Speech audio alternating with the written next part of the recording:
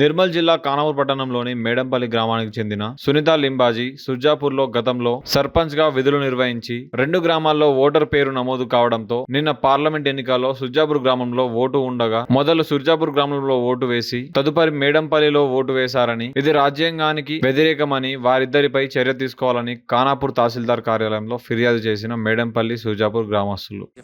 నిన్న జరిగిన పార్లమెంట్ ఎలక్షన్లో మేడంపల్లి గ్రామానికి చెందిన ఎక్స్ సర్పంచ్ ఆమె భర్త ఇద్దరు మేడంపల్లిలో నివాసం ఉంటూ అక్కడ బూత్లో మేడంపల్లిలో ఓట్లు వేసి మరి రాజ్యాంగానికి వ్యతిరేకంగా ఇవాళ దొంగ ఓట్లు వేసి సుర్జాపూర్లో 2 ఓట్లు వేయడం జరిగింది.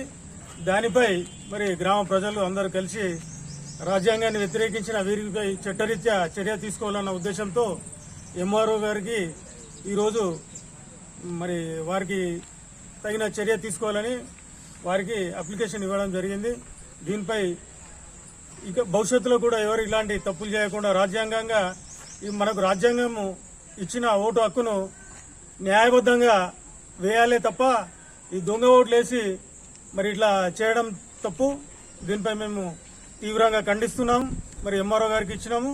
దీనిపై తగు చర్య తీసుకోవాలని ఈ సందర్భంగా తెలియజేసుకుంటున్నాం.